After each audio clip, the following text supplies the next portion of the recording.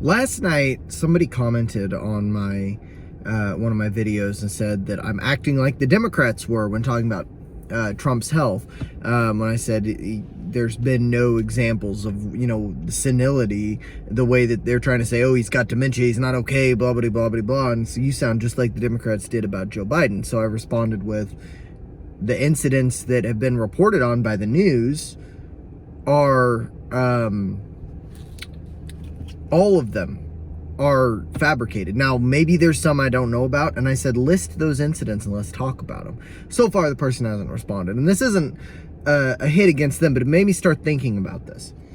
And, the people on the left don't understand the people on the right. The people on the right also don't understand the people on the left to some degree. But now, there's a book by Jonathan Haidt, The Righteous Mind is what it's called.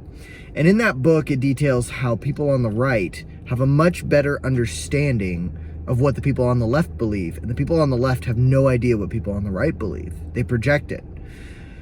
In fact, the number is something to the effect of the people on the right have a 3 times more accurate understanding of what people on the left believe than the people on the left have about what the people on the right believe.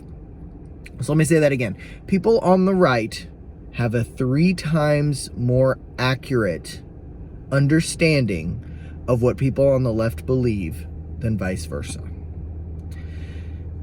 And this is where that fundamental disconnect comes in. And this stat gets thrown around a lot. And it's, when you sit and think about it, it's kind of mind-boggling. When you think about where people get their news. Independents, people who are right in the middle, tend to get about 2/3 of their news from the left and 1/3 from the right. So they're looking at both sides. People who are on the right tend to get 2/3 of their news from the right and 1/3 from the left. So that would, from the right, you'd think like Fox News or Steven Crowder or wherever. And then on the left, it would be, MSNBC, Sam Seder, David Pakman, those sorts of sources. But people on the left get 95% of their information from left-wing media sources. This is actually very significant because, sorry, my arm's getting tired. If all you're looking at is MSNBC, it's really hard to watch MSNBC, by the way.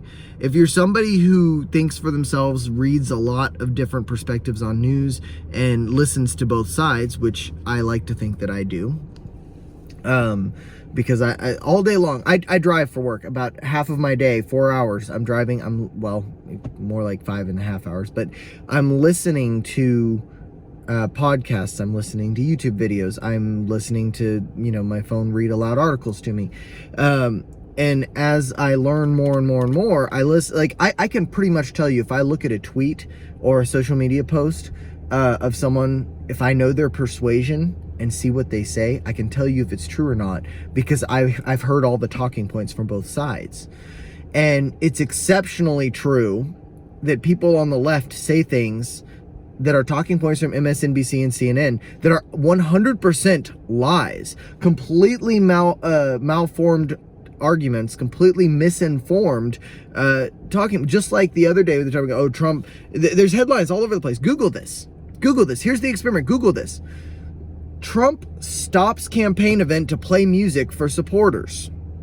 And in the comments of all these articles and all these social media posts, what you see is Trump is completely senile. He just quit answering questions because they were too hard for him. And he just stood there and listened to music. No. What happened is there were 2 medical emergencies. Trump stopped answering questions so that those people could be attended to, and they played music while that was happening. Another example of this, the Venezuelan gangs in Aurora, Colorado.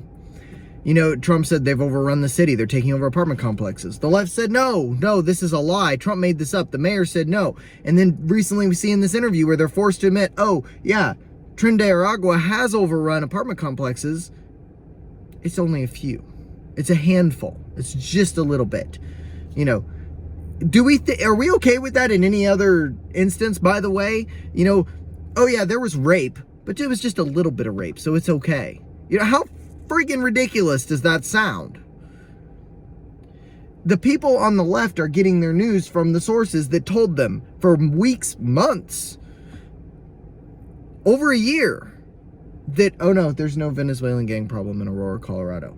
And now that the eye of Sauron has been turned on it, oh, they have to admit it. They have to admit. But then they say, oh, it's just a handful. It's not that big of a problem. This is what we mean when we say they're lying. Most of the lies in the media are done by omission. Most of them. Not all of them, but most of them. Another one I'm seeing a whole lot of recently is Trump's not doing media anymore. Trump's hiding. Harris is out there doing the media blitz. No, Trump's not hiding. Trump actually just did the economic club in Chicago and absolutely destroyed the interviewer there who tried to, use his own words against him. And go take a look at it. It's beautiful. But I don't understand what is the driving force for people on the left to avoid going to external sources rather than the ones that are biased toward them. Because look, it's if your ultimate goal is to get the truth, you're not going to get it if you only listen to one side. So that's about all. I just wanted to comment on this a little bit. It's one of the most frustrating things about this election cycle. And I'll talk to you in the next video. Bye.